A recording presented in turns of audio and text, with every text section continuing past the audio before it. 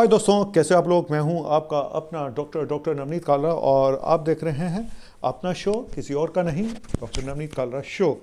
और देखो, अ, एक डायलॉग है, तुम्हारा खून खून मेरा खून पानी। टॉपिक टॉपिक इसी से रिलेटेड है, सोचो क्या। बताता हूँ। टॉपिक है सफ़ेद खून। क्या सच में सफ़ेद खून हो जाता है क्या? लाल खून आपने सुना होगा, लेकिन मैं आपको दिखाता हूँ सफ़ेद खून। यस, मैं बात कर रहा हूँ लाइपीमिक सीरम। यानी कि कई बार आपने देखा होगा, पता नहीं आपने नहीं, ऐसा होता है कुछ लोगों को जिनके साथ हुआ होगा, वो इस टॉपिक को देख रहे होंगे तो उनको समझ में आ जाएगा कि सफ़ेद खून का मतलब क्या है, लाइपीमिक सीरम का मतलब क्या है। आप ब्लड टेस्ट कराने गए और सैंपल लिया गया और फिर आपके पास फ़ोन आ गया थोड़ी देर के बाद, या उसी समय आपको बता दिया गया कि सर ये सैंपल ख़राब है, आपका ब्लड तो वाइट आ रहा है, बिल्कुल सफ़ेद आ रहा है, दूध की तरह आ रहा है, मिल्की वाइट। इस तरह का सीरम, मैं आपको एक फ़ोटो दिखा देता हूँ। ये देखिए, देख रहे हैं आप, ब्लड बिल्कुल मिल्की हो गया, दूध की तरह हो गया। इसको बोलते हैं सफ़ेद खून। मैं अपनी भाषा में बोलता हूँ कि तुम्हारा खून सफ़ेद हो गया है। वैसे तो हम डायलॉग बोलते थे, लेकिन ये सच की बात है। इसको बोलते हैं लाइपेमिक सीरम।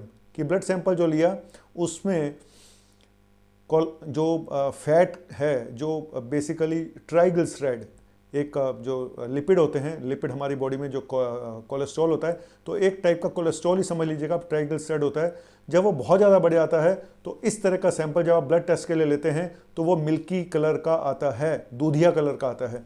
इस तरह का सैंपल निकल के आता है। और ये सैंपल ऐसे होते हैं जहाँ पे ब्लड टेस्ट कर पाना बहुत मुश्किल होता है और रिपोर्ट्स गलत आती हैं। ज़्यादातर लैब वाले जो मैंने देखा है, वो फ़ोन आ जाता है वहाँ से, सर ये सैंपल तो लाइपीमिक सीरम था, सर इसका दोबारा सैंपल लेना पड़ेगा, इसमें टेस्ट नहीं हो पाएगा। और जो बहुत बड़ी लैब है वहाँ पे इनको सेंट्रीफ्यूज़ करने की, अल्ट्रा सेंट्रीफ्यूज़ करने की मशीन अगर होगी तो वो शायद सीरम को अलग कर लेंगे, लेकिन ज़्यादातर लैब वापस कर देती हैं सैंपल और बोलती हैं सर दोबारा सैंपल भेजिएगा, इसमें टेस्ट नहीं हो पाएगा। इसी की मैं बात करने जा रहा हूँ, लाइपीमिक सीरम की, यानी सफ़ेद खून की, यानी दूधिया खून की, दूध वाला ब्लड। क्यों होता है ऐसा? क्योंकि ट्राइग्लिसराइड लेवल बहुत ज़्यादा बढ़ जाते हैं आपकी बॉडी में। नॉर्मल ट्राइग्लिसराइड कितना होता है मालूम है आपका? नॉर्मल ट्राइग्लिसराइड लेवल होता है 150 मिलीग्राम पर डेसीलीटर से कम। 150 से अगर 151 से 199 तक होता है मॉडरेट, हाई होता है 200 से ऊपर, और वेरी हाई 500 से ऊपर। और लेकिन इसका कारण क्या होता है? ये जो ब्लड टेस्ट के लिए आप अपना ब्लड सैंपल दे के आए, और क्यों ऐसा होता है? एक तो कि जी आपके अंदर ट्राइग्लिसराइड बहुत ज़्यादा, दूसरा पेशेंट को जब हम कोलेस्ट्रॉल वगैरह चेक कराते हैं या ब्लड टेस्ट कराते हैं तो कई बार खाली पेट उनको आना पड़ता है, तो कई बार पेशेंट खाली पेट नहीं होते हैं। ऐसे सैंपल में जहाँ इस तरह के सैंपल आते हैं वहाँ पे कई बार 24-24 घंटे का भी फास्टिंग चाहिए होता है। आप सोचिए, 12 से 24 घंटे का, क्योंकि वो इतना ज़्यादा ट्राइग्लिसराइड लेवल बढ़ गया है कि वो 12 घंटे के खाली पेट रहने पे भी ठीक से टेस्ट नहीं कर सकते, क्योंकि वो इतना ज़्यादा ट्राइग्लिसराइड लेवल हो जाता है। कईयों का 1000, 1500, 2000, 3000 तक भी मैंने देखा है ट्राइग्लिसराइड लेवल। आप सोचिए। और ये ट्राइग्लिसराइड लेवल जब इतना बढ़ता है तो इसके कारण क्या क्या हो सकते हैं मालूम है? शुगर के पेशेंट में हो सकता है, पैनकेटाइटिस के प्रॉब्लम हो सकती है, थायराइड की हाइपोथायराइडिज्म हो सकता है, कुछ हार्मोनल जो एड्रिनल ग्लैंड की प्रॉब्लम्स होती है वहाँ पे हो सकता है। तो इस तरह से, और कुछ प्राइमरी हाइपरलिपिडीमिया, मतलब आपके शरीर में बन ही ज़्यादा रहा है triglyceride level without any reason. तो ये एक बीमारी होती है जिसकी वजह से ये ब्लड टेस्ट कर पाना बहुत मुश्किल हो जाता है ऐसे लोगों का, क्योंकि जो ब्लड सैंपल लेते हैं वो दूध जैसा निकलता है, दूधिया सीरम जिसको, या मिल्की सीरम, टर्बिड सीरम, या मैं बोलता हूँ, सब मैं तो मजाक में बोलता हूँ कि सफ़ेद खून। तो करें क्या ऐसे में? करें क्या? इसमें यह करना चाहिए कि कम से कम पेशेंट को जब दोबारा बुलाएं तो उसके बोलें कि कम से कम, मैं तो उसको यही बोलता हूँ कि भाई कम से कम 18 घंटे खाली पेट रह गया, नंबर 1। नंबर 2, जब आप सैंपल लें थोड़ा ज़्यादा लें और उसको उठा के फ्रिज में रख दें, ठीक है? फ्रिज में रखने पे भी कई बार ठीक ढंग से वो हो जाता है। और फिर नहीं तो यही है कि उसको अब ऐसे मेरे पास एक पेशेंट आया था, तो हम बाकी टेस्ट भी नहीं कर पा रहे थे, तो हमने फिर उसको ट्राइग्लिसराइड लेवल कम करने की दवाई दी।